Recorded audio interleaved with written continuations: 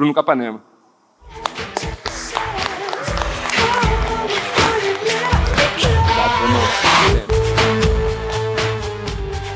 Fala, pessoal, bom dia.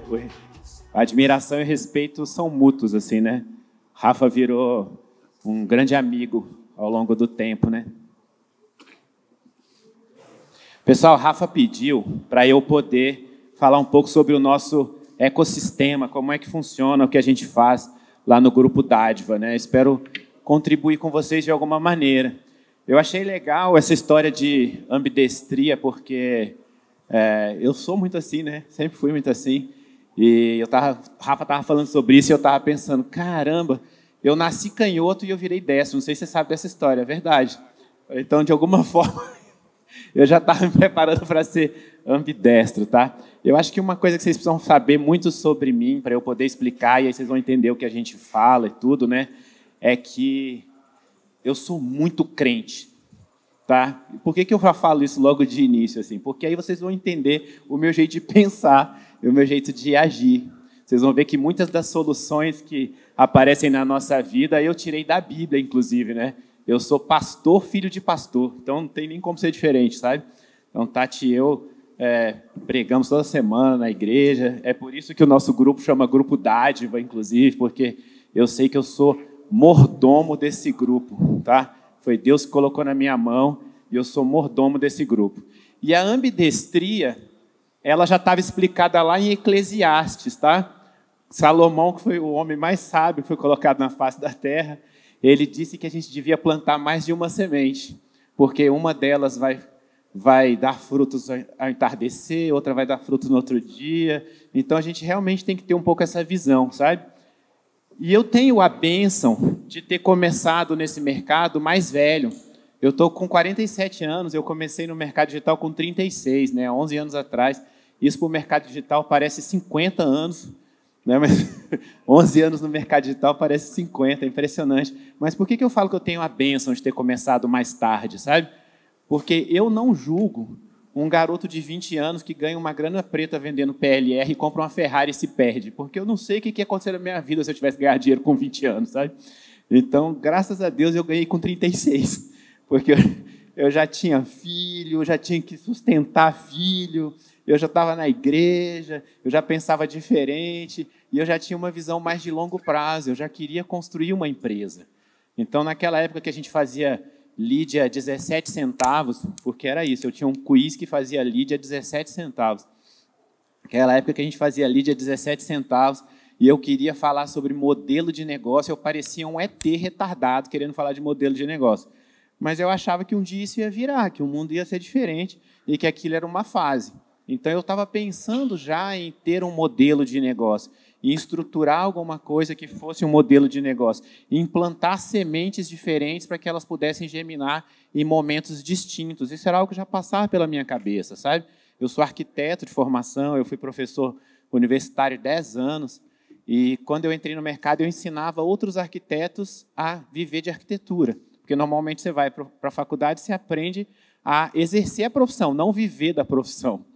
Então, eu ensinava os arquitetos a viver de arquitetura. Eu tinha um programa chamado Arquitetos de Sucesso, mas acontece que no Brasil não tem nem 200 mil arquitetos. Então, eu já pensava, cara, eu preciso tirar leite de pedra, eu preciso fazer isso virar de outro jeito, eu preciso ter mais produtos, preciso ter uma esteira de produtos, porque, de alguma forma, uma hora isso vai esgotar. E aí acontece que, um pouco tempo depois, eu me casei com a Tati. A Tati já tinha um produto de muito sucesso também na internet. A gente se conheceu num mastermind, né? Eu me casei com a Tati, eu saí do Arquiteto de Sucesso, virei sócio dela, comprei a parte do ex-sócio dela, né? E, de repente, eu estava com todas aquelas estratégias para tirar leite de pedra no mercado pequenininho, podendo ser aplicadas no mercado gigantesco, que é o mercado de saúde visual, né? Quem aqui tem algum problema visual? Eu nunca fui em um lugar que não tem ninguém. Então, eu podia juntar as duas coisas, juntar todas aquelas estratégias que a gente tinha de modelo de negócio para poder crescer, plantar outras sementes, desenvolver, criar um ecossistema para um mercado de massa. E a gente foi dobrando ano a ano por causa disso. Na verdade, porque Deus é bom com a gente, mas a gente foi dobrando ano a ano. Essa aqui é a nossa sede do Grupo Dádiva, lá em Brasília. É um lugar muito legal, sabe? Quem quiser ir lá em Brasília visitar a gente vai receber com o maior carinho. Nosso time jogando, o pessoal jogando vôlei, enfim, é muito legal lá. A gente, inclusive, faz uns campeonatos de vôlei, né?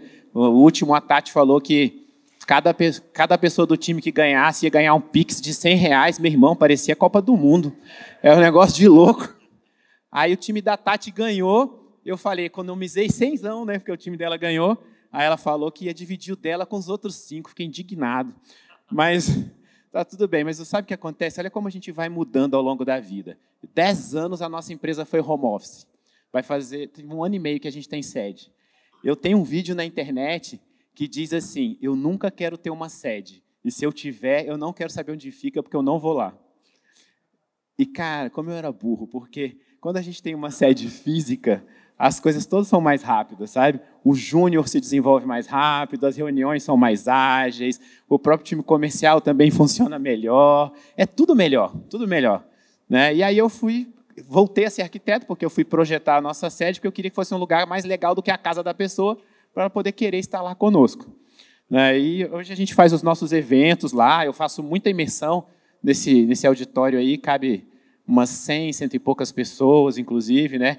Aqui somos eu e Tati fazendo reunião de princípios. Toda quarta, na hora do almoço, a gente faz uma reunião de princípios. A gente fala um pouco sobre a Bíblia, depois ora para quem quiser, mas é óbvio que ninguém precisa ter a nossa religião, né?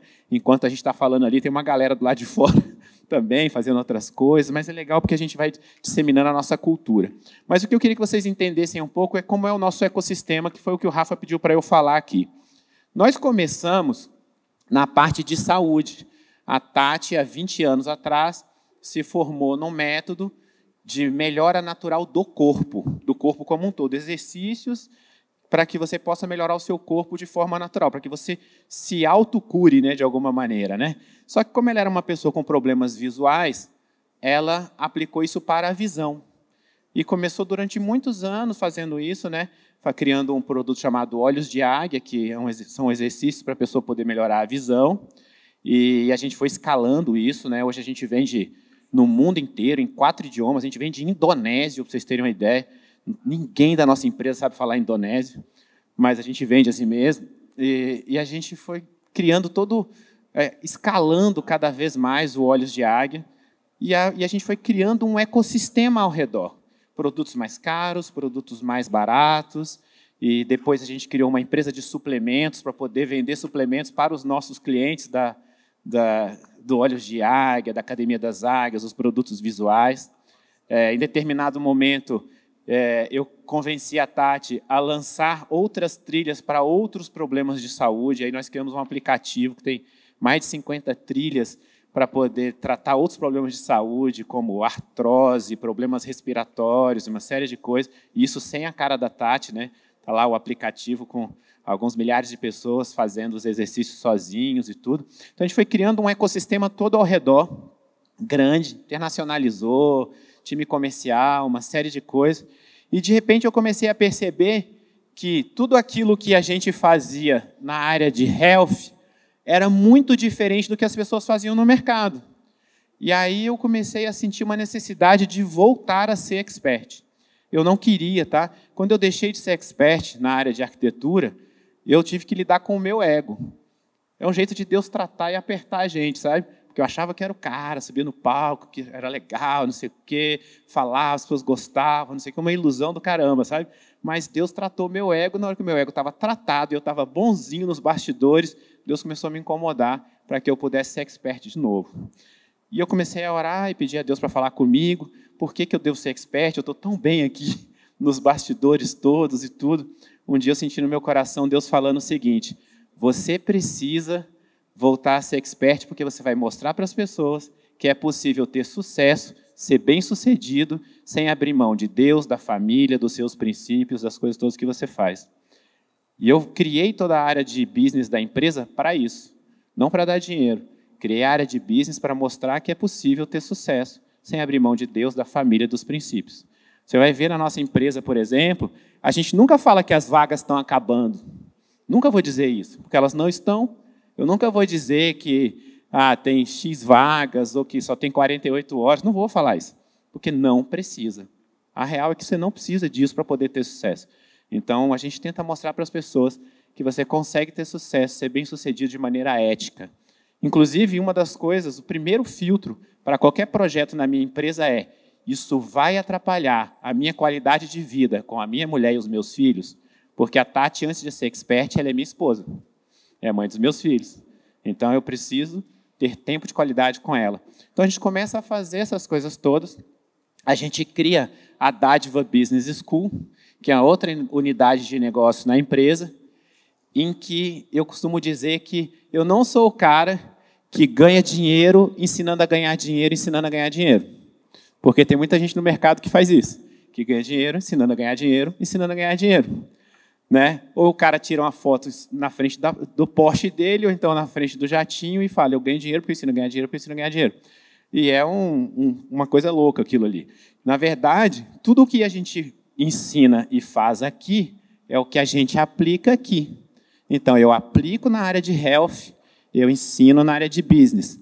A gente começa a perceber empresas no nosso ecossistema, seja na minha mentoria, seja no meu mastermind, nos nossos programas pagos, que estão fazendo coisas interessantes, a gente testa de volta na área de health. Deu certo, eu ensino na área de business. Então, isso se retroalimenta o tempo inteiro.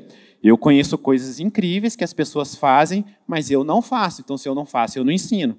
Ontem eu achei fenomenal o que o Jordano falou aqui sobre anúncios e tudo. Eu não vou chegar lá na Dádiva Business e vou falar: então, tem uma coisa para ensinar para vocês aqui, de tráfego, que é fenomenal, tal. Não vou fazer isso. Eu vou botar meu time para testar, fazer, rodar e ver se dá certo. Então, a gente ensina aquilo que a gente realmente faz. Mas a gente percebeu o seguinte, que tudo isso daqui gerava uma outra área de negócios, que são as coisas que a gente pode ter para poder fazer com que tanto a parte de health quanto os nossos clientes todos de saúde, de business, possam utilizar, como aplicativos, simples planilhas, serviços, uma série de coisas. Assim. Um exemplo desses, por exemplo, é você colocar aqui, a gente tem a nossa marca de suplemento. É a gente pegar a nossa marca de suplemento e colocar as a service. Outros infoprodutores que quiserem podem usar da mesma estrutura. Então, a gente começou a aprender isso daqui e a gente foi escalando isso cada vez mais. Tá? Hoje, a gente tem algumas áreas que são as nossas business units, né, dentro da empresa. Tá? A área de health, onde a gente tem tudo que é saúde visual, saúde corporal, aplicativo, curso, acompanhamento 1 a 1, enfim, que até hoje ainda é a nossa vaca leiteira, mas que permitiu que a gente pudesse plantar todas as outras sementes que têm evoluído numa velocidade estonteante. Aqui a nossa empresa de suplementos, que é a Natural Body, ela nasceu tendo suplementos para visão. Mas a gente tem que entender o seguinte, o nosso cliente, ele tem várias outras coisas que ele consome. Então, eu sei quem é o meu cliente aqui. Em geral, é uma mulher com mais de 55 anos, porque homem não cuida de saúde tanto quanto mulher, e a pessoa só vai cuidar da saúde visual dela depois que já está ruim. Então, vocês que levantaram a mão não são meus clientes.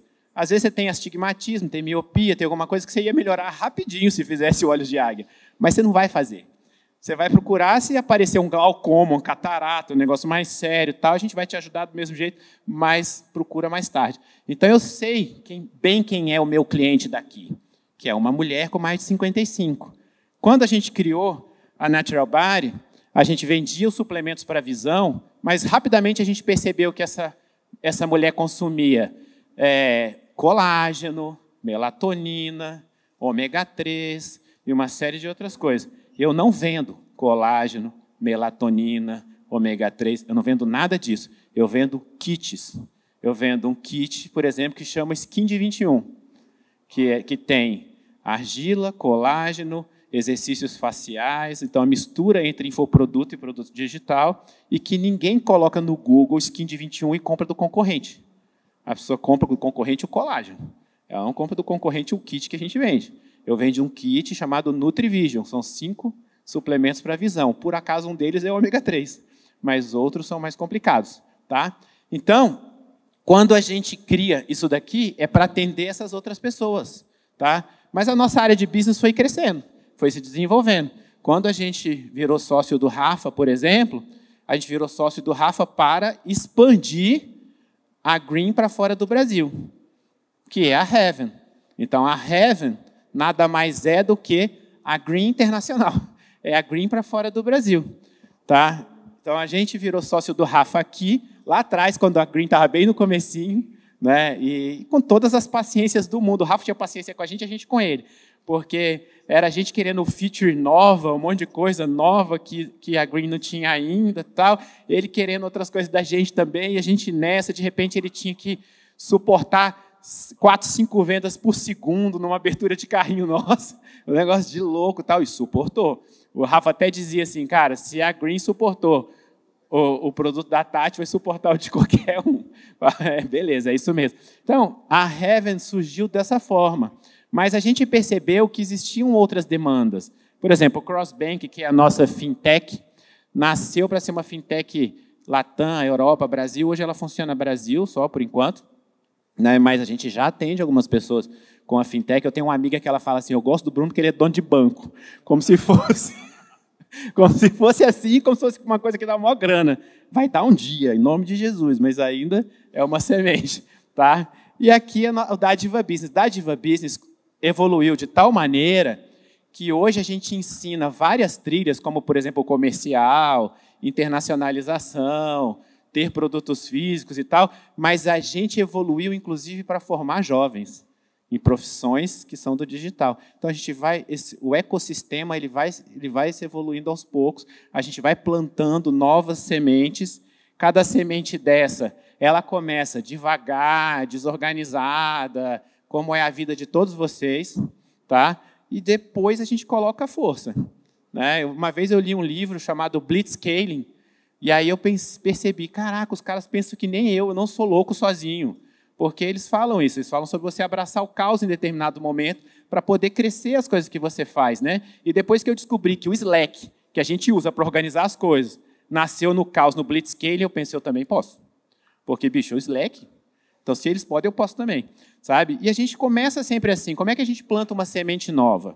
Eu coloco alguém para ir poder fazendo alguma coisa.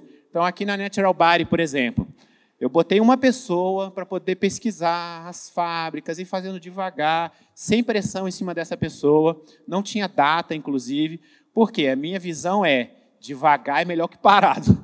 Então, na hora que eu tiver tempo para poder focar nisso, então, na hora que a gente foi focar nisso, aí eu montei um time, botei em cima as coisas, a gente botou meta, botou lá os KPIs, as coisas todas, para poder desenvolver isso mais rápido. Mas ela já tinha avançado uma série de coisas.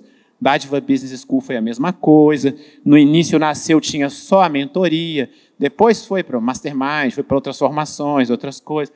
Então, a gente vai plantando essas sementes aos poucos e vai dando donos e vai evoluindo isso. Mas algumas coisas para a gente são muito claras, que o pessoal do digital acha que reinventou a roda.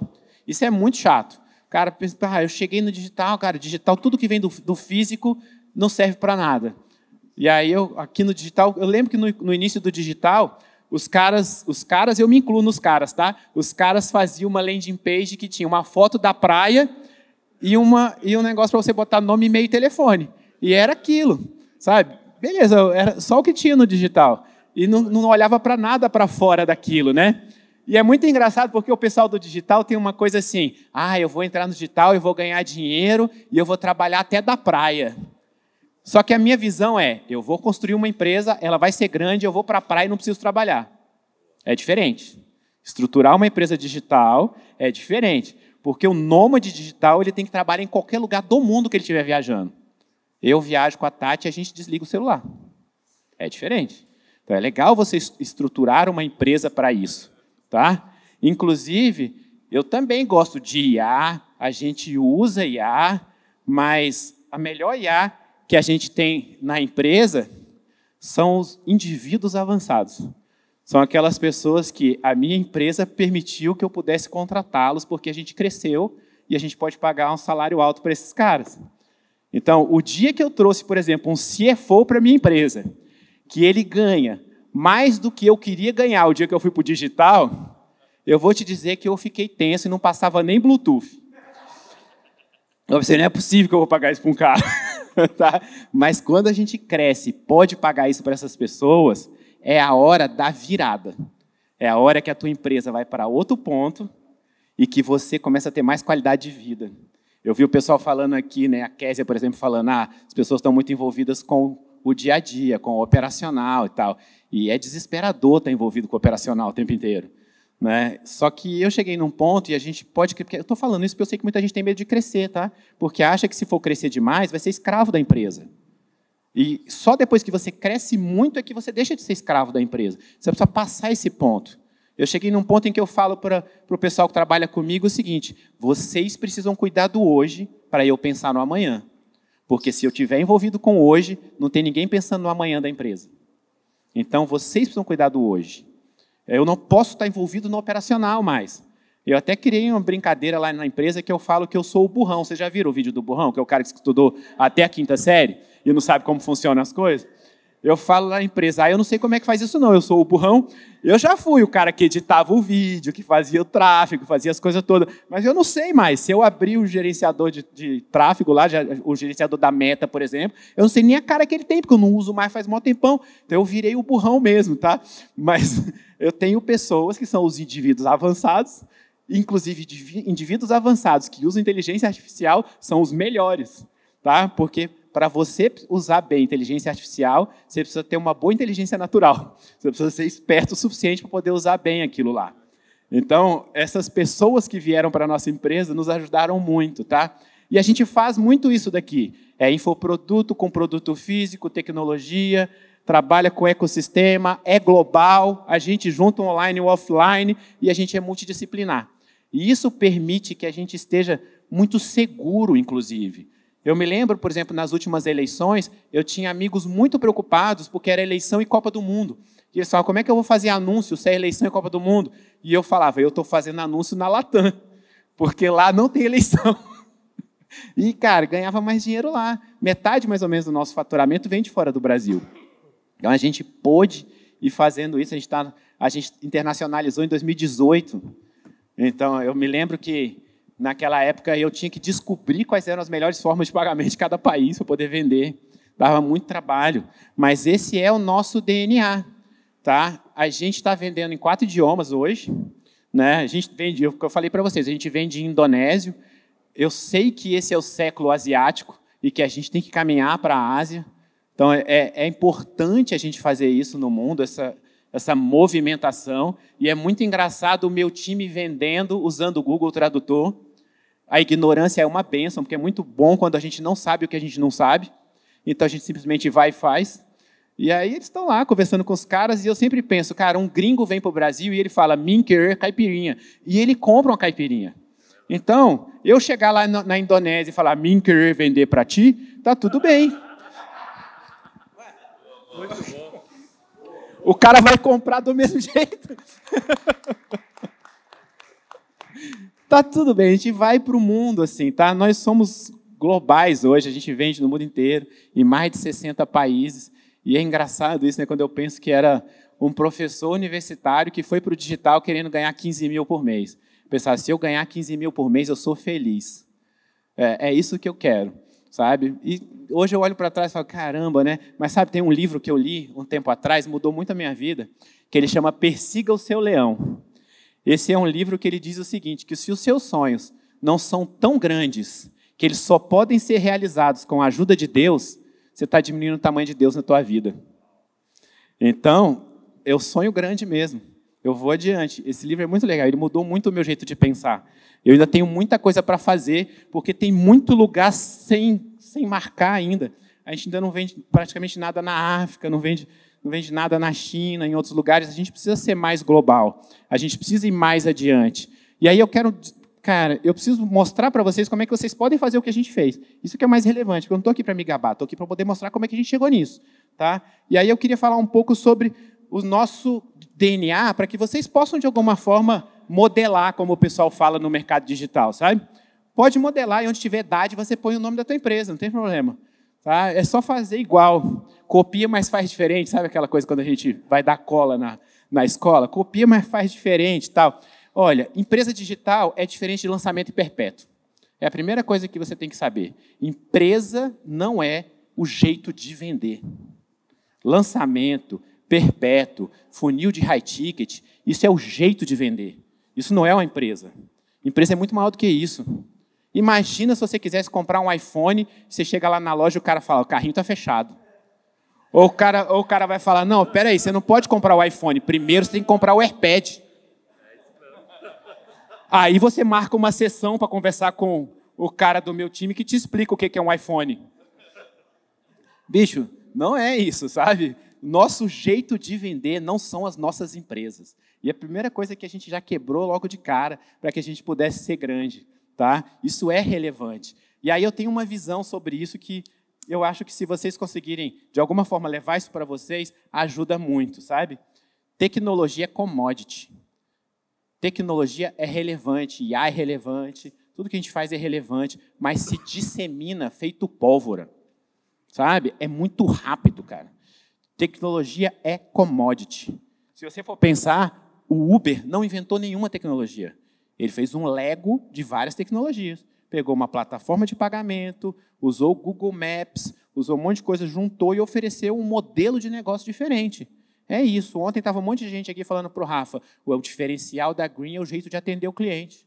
Porque no final das contas tem lá um checkout que passa, vende e tal, aquela coisa toda. Então, tecnologia é commodity. É legal você usar a tecnologia, a gente usa, a gente tem app, a gente tem plataforma, a gente tem um monte de coisa, mas é o jeito que você usa a tecnologia que faz a diferença. Modelo de negócio é disruptivo.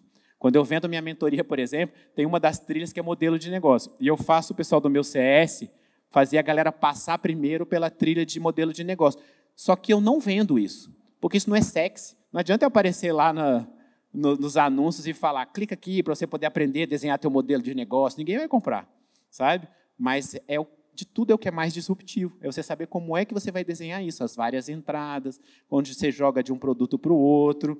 E eu acho que as empresas digitais são as mais escaláveis da história da humanidade. Qual é o limite de onde a gente pode ir? É até onde a gente quer ir.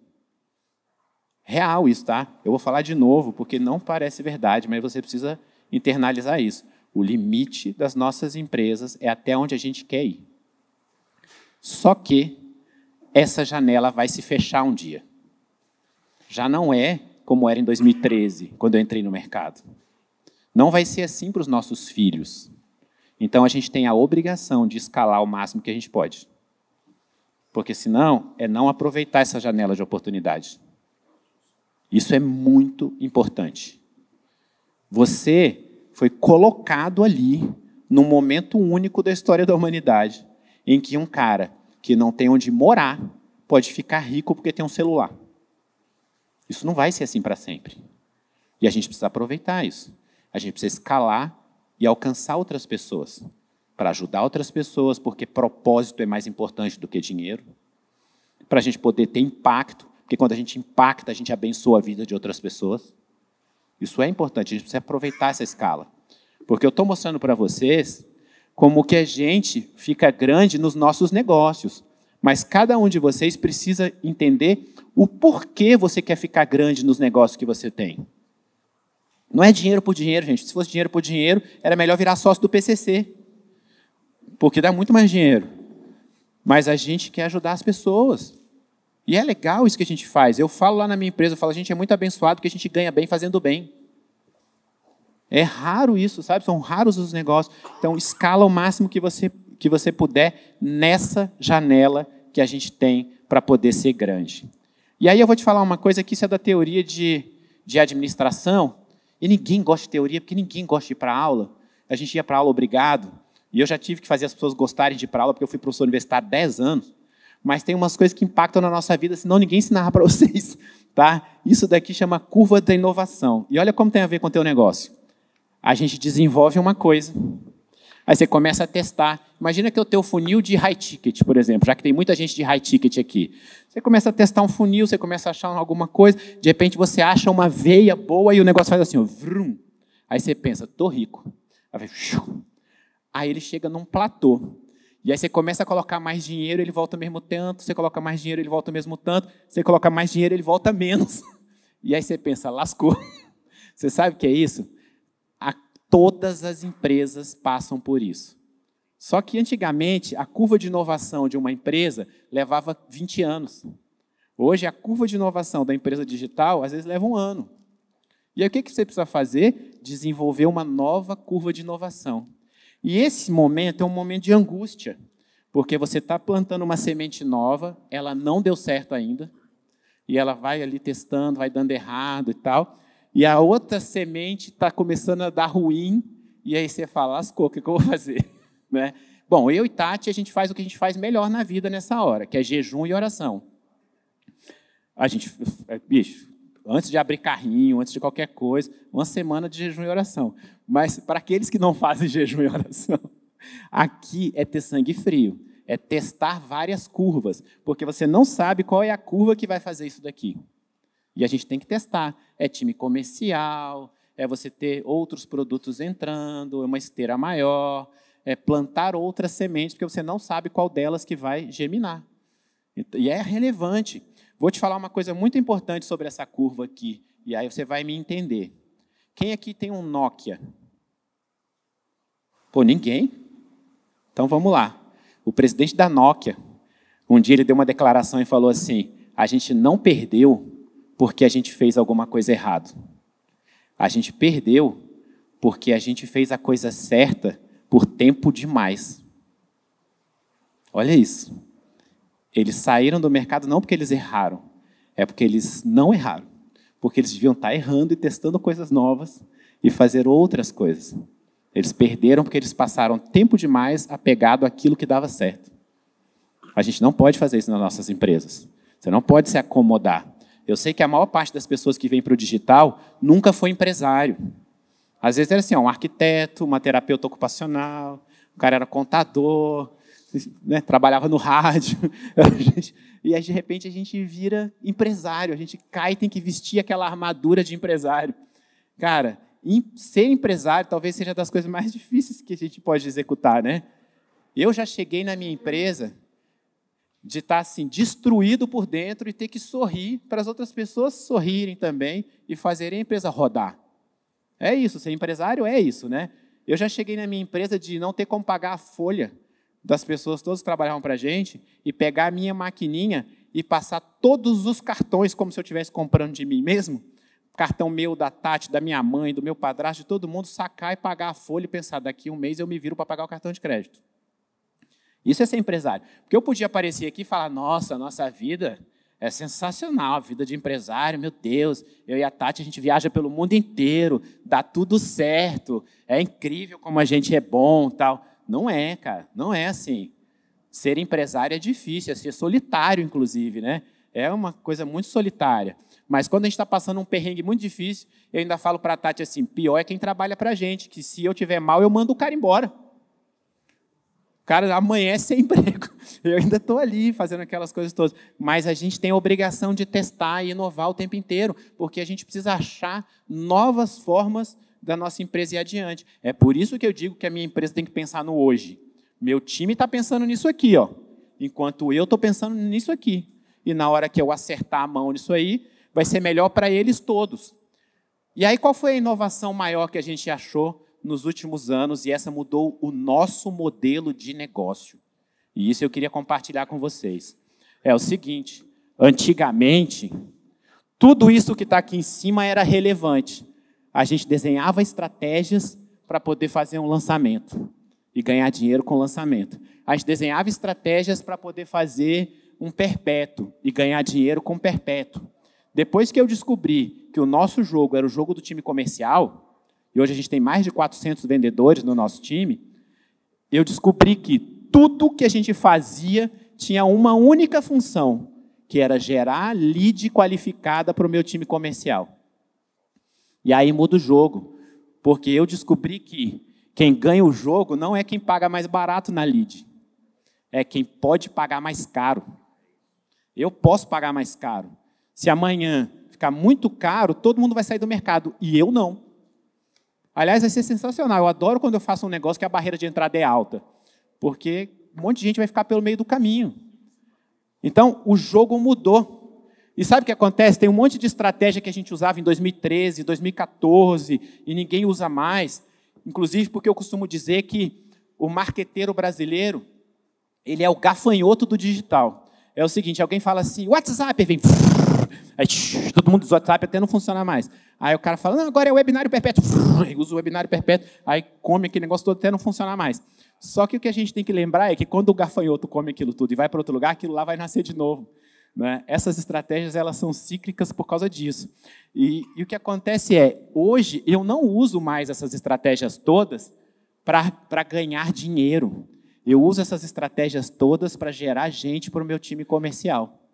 Então, o jogo de conteúdo, de lançamento, quiz, isca digital, grupos de conteúdo, a gente tem 10 mil grupos de WhatsApp onde a gente manda conteúdo 3 vezes por semana. Essas coisas servem para jogar gente na mão do meu time comercial. É para isso que serve. Ser global, tal, é o jogo da audiência. Aqueles de vocês que têm high ticket, eu acho sensacional. Se eu começasse no mercado hoje, eu começava pelo high ticket. Mas high ticket não é modelo de negócio. O que separa a gente e cria um abismo entre você e a tua concorrência é audiência. Então, uma coisa é você ter uma audiência grande, porque essa audiência grande te permite ter produto físico, produtos mais baratos, sistemas, aplicativos. Quando você joga o jogo de SaaS, por exemplo, é um jogo de equity, você pode vender essa empresa. Então, isso é audiência. É a audiência que te gera isso. Não é o high ticket. O high ticket ele vai te capitalizar e vai te colocar no jogo. Ótimo. Agora você precisa jogar. Já te deu dinheiro, já te deu os clientes, você precisa ir adiante e fazer outras coisas. Agora, o seu time comercial precisa ter multiprodutos, porque ele precisa ter várias coisas para vender. Porque vai chegar gente lá na mão dele que compra um high ticket, vai ter gente que vai comprar um suplemento, vai ter gente que vai comprar um low ticket, precisa ter multiprodutos. E você precisa ter um ecossistema que se alimenta dessa audiência muito grande. É você jogar o cara num SaaS, num aplicativo, nas tecnologias que você usa. É assim que você vai poder fazer. Então, cara, isso daqui, eu podia, de verdade, eu podia apresentar só esse slide para vocês. Esse slide é o maior game changer da nossa empresa, da história da nossa empresa em 11 anos de atividade. Sabe? Isso mudou o nosso jogo para sempre. Para sempre. Tá? É muito relevante. O comercial converte 10 vezes mais. Só que a maior parte de vocês usa o comercial para vender high ticket e nunca pensou, caramba, eu podia fazer isso aí para vender um produto de R$200. Tudo isso que eu faço aí podia vender um negócio de 2.000, podia vender uma coisa de 500. A gente vende aplicativo que é R$50 por mês. Claro que o jeito de você remunerar o cara é diferente, é outro jogo, mas você vai fazer uma sessão, você pode fazer, você vai agendar, você pode agendar, você pode fazer as coisas todas que você faz, e é por isso que deixa a gente ter 400 pessoas. Só que você vai ter diferentes times de venda. Você vai ter um time de venda para o ticket baixo, você vai ter um time de venda para o ticket médio, um time de venda para o ticket alto e um time de venda para suporte. Esse é o nosso time que mais vende. Porque esse cara liga para fazer onboard de todo aluno. Todos. E aí ele passa a senha, vê se o nosso educador visual, por exemplo, marcou com o cara, se ele acessou a plataforma, as coisas todas que aconteceram, e vende um cross-sell, um upsell.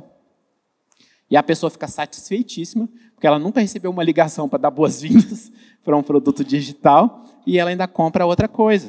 Tá? A gente tem 4 níveis, isso aí eu vou passar um pouco batido, porque eu sei que eu tenho pouco tempo, mas demoraria para poder explicar para vocês. Mas como é que você tem centenas e centenas de vendedores sem desesperar e continuar viajando, continuar tocando a vida e tal? Aí é o seguinte, eu aprendi também na Bíblia com Moisés. Moisés estava desesperado durante o êxodo, porque ele não sabia como cuidar das pessoas.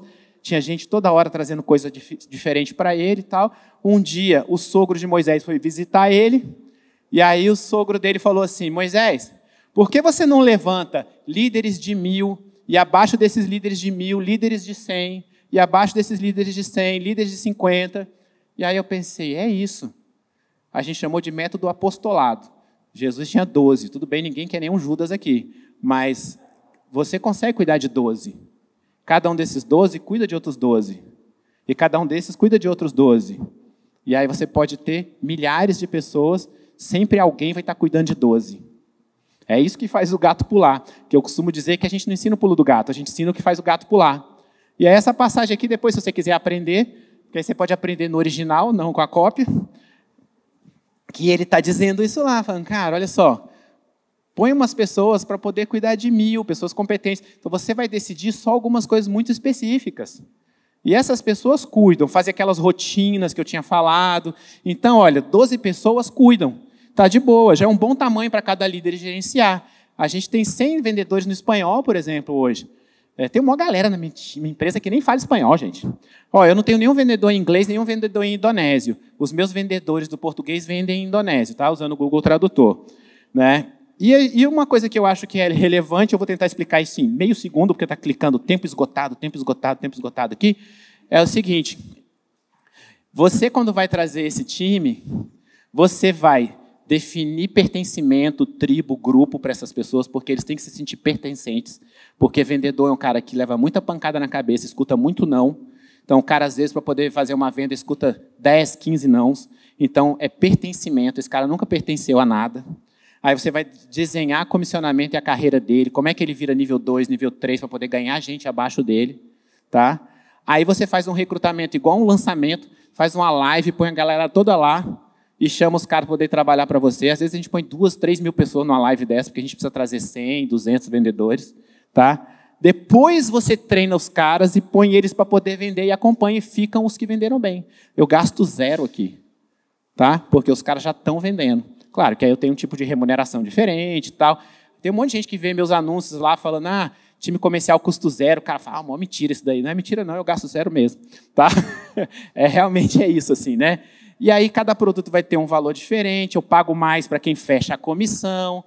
Qual é o pulo do gato de todos mesmo? É que eu não pago o fixo, só depois que o cara bate uma venda mínima. Então, ele custa para mim sempre 0 se ele não tiver vendido nada. Mas eu ponho uma meta muito baixinha para o cara já conseguir esse fixo logo, mas pelo menos para ele vender, sabe? E eles são todos satisfeitos, tem um monte de vendedor que ganha muito alto lá, tá? Aqui a rotina que eu já contei para vocês ontem na hora dos nossos insights, quando a gente estava falando sobre time comercial. Esse daqui é besteira, faça. Não era para estar ali. Não, é nosso planejamento, como é que a gente cresce o time, tá? Mas isso aqui é só para vocês entenderem o seguinte, você vai escalar o que é mais fácil de escalar primeiro. É mais fácil escalar número de vendedor do que ticket médio, quantas vendas cada vendedor faz, essas coisas todas. Então, primeiro eu escalo o número de vendedor. Depois eu escalo vendedor ativo, é o cara que está vendendo de verdade, porque é mais fácil fazer o cara vender de verdade. Aí eu escalo quantidade de venda por vendedor. E, por último, o ticket médio do cara. Então, o segredo da escala está em escalar primeiro o que é mais fácil de escalar. Tá? E aí depois você segue adiante. Tá bom? Bom, desculpa, eu estourei 3 minutos do tempo, Rafa, mas eu falei que eu ia conseguir. O que eu queria mostrar para vocês, na verdade, é o seguinte. Eu e Tati, nós não somos super dotados, super capacitados, melhores do que ninguém. De verdade, assim. Nós somos abençoados, Deus cuida muito da gente mesmo, eu sou muito grato pelo que Deus faz na nossa vida. Mas a gente, desde o início, lá atrás, há 11 anos, a gente sempre imaginou, eu não posso ter um produto só, eu não posso ter um jeito só de vender, eu não posso agir dessa maneira, eu tenho que plantar outras sementes. Cada uma delas vai germinar num tempo diferente. E a gente vai cuidar delas todas. Porque uma mágica que existe sobre quem planta sementes é que quem planta uma semente de maçã não colhe uma maçã, colhe uma macieira. Então, quando a gente planta uma semente, a gente colhe muito mais. Isso para o bem e para o mal. Se você plantar uma coisa ruim, você vai colher uma árvore de coisas ruins. Mas se você planta a semente certa, você vai colher uma árvore de semente certa. E se você planta várias sementes, você colhe um pomar. E esse é o segredo da escala de tudo na vida. Das bênçãos, do teu casamento, do teu relacionamento com Deus, dos teus negócios.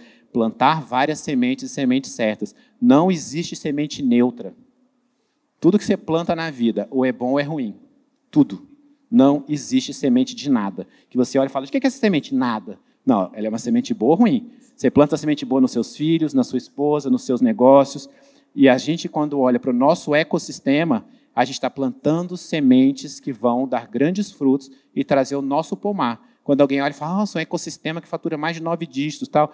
Só eu sei o que eu caminhei para chegar até aqui. Né? Mas a gente plantou muitas sementes, algumas que não foram boas, a gente cortou no meio do caminho e vai evoluindo. Tá bom? Obrigado, gente.